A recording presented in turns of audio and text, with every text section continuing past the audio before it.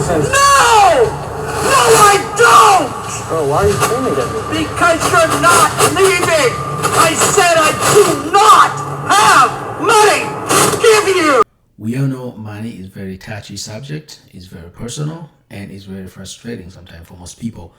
So today we're going to talk about Dividend 15 Split Corp and what's happening with this particular fund. We look at the price right now is 509. We look at the previous close was 507. We look at days range is between 5 to 511. 52-week range, it came from 474 to 809. Volume is about 250,000, but average volume is about 500,000 share traded. We'll look at the dividend yield right now, or distribution yield is about 23.67. They do pay $1.20 per share annually, which equates to monthly distribution of 10 cents per share. We look at this chart, look at this stock. It came all the way down from 7 in that was in March, all the way from almost 8 all the way right now where it is at 5. But when the stock actually started falling was on July, mid-July. It fell from almost $7 all the way down to 5, and I made a video here to tell you whether the stock was a good time to buy or should be looking for. And then also the stock also fell on this date, which is on the August 18. It fell about 20% that day. So because of the stock price being at $5 and also the yield being higher, we're going to look at this stock to see if it's value for you to buy or is a trap. And to answer those two questions, whether the stock is value or is a trap for you to buy at this time, we're going to look at 3 main things, and this will be the news update from Quadravest. We're going to look at distribution history, which will actually tell us what might happen in the future, because as they say, history doesn't repeat itself, but it rhymes. And the third thing we're going to look is a fund update. What's going to happen? When is the fund closing? And the fourth thing I'm going to give you is more of a bonus point that will actually help you to determine and decide whether the stock or the fund is appropriate for you to buy in September 2023. So those are the three, and fourth is a bonus I'm going to discuss. So if it's your first time watching this channel, please subscribe. And if you're a subscriber and you like my content, please give me a thumb up, because that will help me tons to grow my channel. So we're going to start the first thing, which is news update from Quadravest that came on the August 18. Dividend 15 Split Corp declares its regular monthly distribution of 4 cents or 5 cents for each preferred share, which is about 55.55 cents annually. Distribution are payable September 8th, 2023 to shareholders on record at August 31st, 2023. This is the news that made the stock to go down. There will not be distribution paid to Class A share for August 31st, 2023 as per prospectus, which states no regular monthly distribution will be paid on a Class A share in any month as long as the net asset value per unit is equal or less than $15. That was the news that made the stock actually fall. When you look at here, that was August 18. See that? Stock fall down about 20% that day.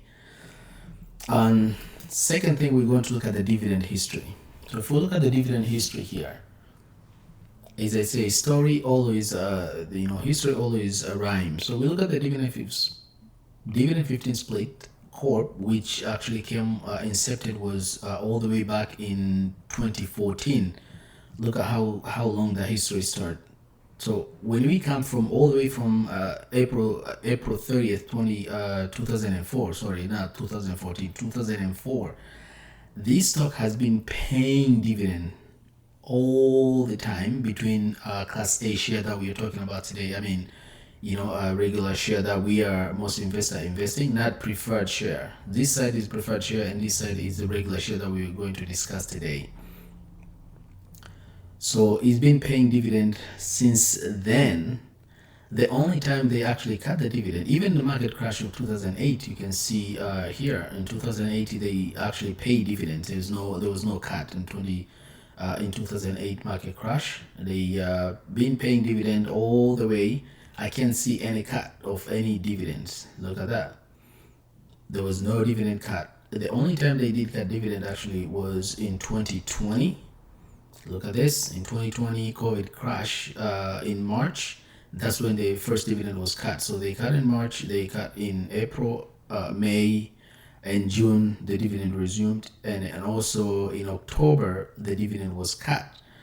And then since that time in 2020, the dividend has been paid, or distribution has been paid, all the way up to just recently, just now, this month. So they have a really good record of paying the dividend. And if we look at the in 2018 corresponding of the dividend cut versus the graph, we can see when it fell down all the way down to 5, at that point it missed, the NAV was lower than 15, and they cut dividends.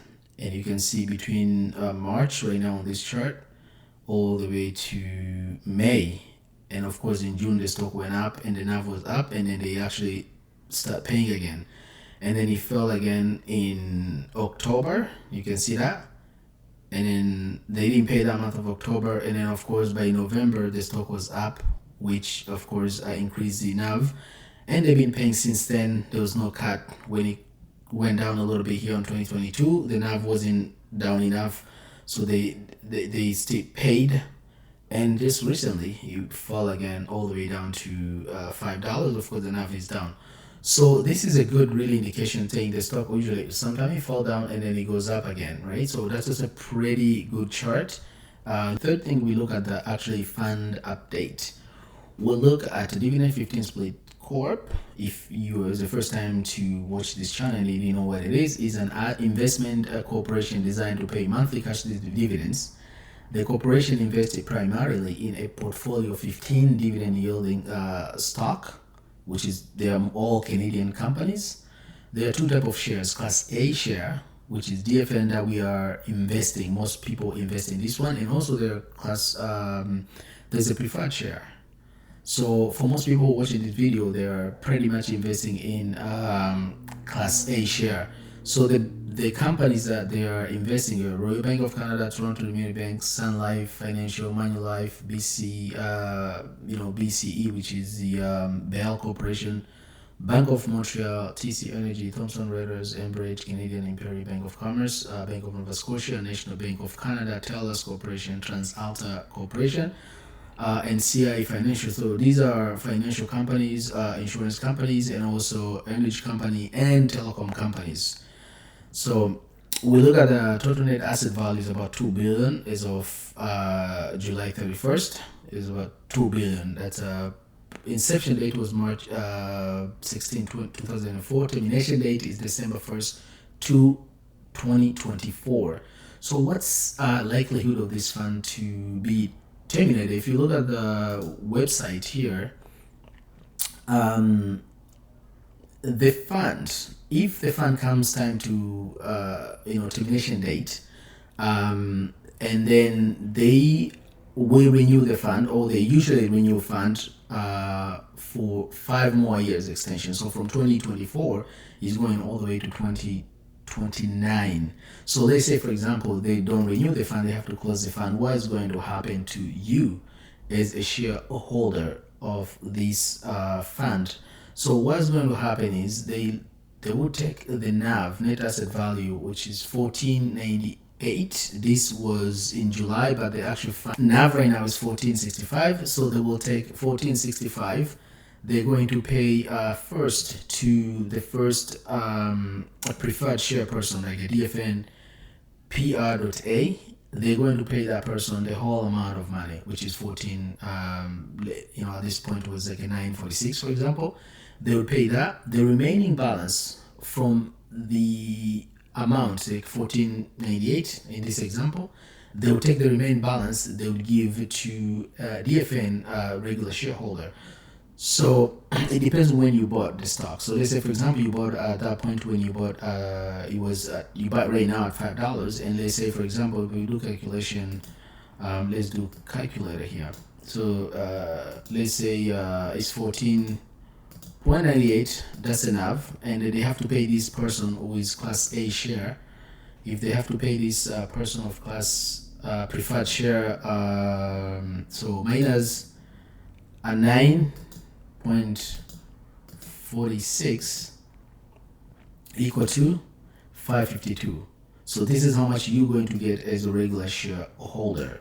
So let's say, for example, you bought the stock, today is 509, you're getting more money than what you've paid. But if you bought, let's say, at $7 or $6, then you're gonna get less money than what you paid. So because of this, it tells you, because now always, when they come to their history, it always goes like between 1450 to 15. That's how much it has fallen for a long time. So if you buy this stock at this moment at $5, 509, whatever it is, minus $5, you're still gonna get 52 cents if the stock were to close in December 1st, 2024. So in my opinion, yeah, that might be a good time to pick some shares. But what else can we look to determine whether the stock is a good buying opportunity? So we know the fund right now, the net asset value pre-distribution right now is 14.35. So in order for them to start paying dividend, it has to go about 35 more cents for them to start actually reinstate those dividends.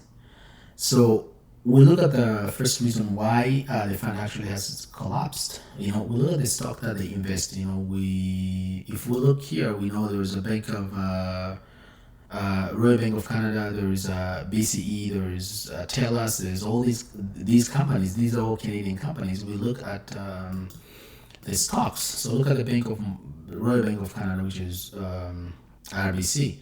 We'll look at the price right now is 122, but in a year, this stock actually hasn't done well. It's very low, and this is one of the biggest holding, right? It's only like very low right now. We look at the year to date, is down.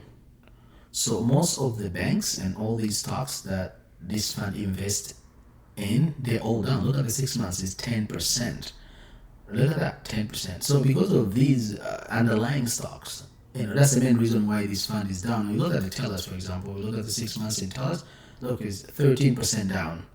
So because of these companies being down massively right now, pretty much all of them, they're really down. All these, like Royal Bank of Canada, Toronto, all these banks have been hitting harder, and because of that, that's why this fund NAV right now is very low at 1465. And what's the likelihood for the fund to close on that? On the December 1st, 2024, it's almost unlikely because the fund has a lot of money. It's like $2 billion. So if they close the fund, meaning they're going to give your money back, whether you lose or whatever it is. But who is going to be a big loser? Yeah, it might be you. Maybe you might lose some money if you bought at higher price. But also fund manager, the Quadravest, they're going to lose a lot of money. $2 billion is a lot of money for fund to close. So they might actually renew, and most likely they will renew this fund. So because of the perspective of fund to be closed being very, not impossible, very low, and also because of these stocks right now being lower, which created funds to go down, I would really think that this might be an opportunity to pick this stock at $5. Between highest 4 to 5, because you can pick now and wait for the dividend. For the dividend, when the dividend is being reinstated, the stock will go up at least $6 to 7 or maybe to 8 from there on. As long as these stocks, underlying stocks like Royal Bank of Canada, TELUS, and all these stocks, once they start going up, this fund of course is going to be up, and most people will buy once the NAV is being reached at 15 and they start paying those dividends. So that's it for today. I just want to give you an update on DFN, and I want to let you know whether is a trap or is a good opportunity to buy. In my opinion, I think it's a good time to pick some share, but you have to be caution. Don't go all in. You might, maybe you want to start picking some share if your intention is to generate that passive income, and you think 23% is very too good of opportunity for you to miss. So that's all for today. Again, if it's your first time, just make sure you subscribe, and if you're a subscriber, just make sure you hit the thumb up so I can grow my channel. I'll appreciate. So thank you for watching till we meet again on next upcoming video. Bye bye.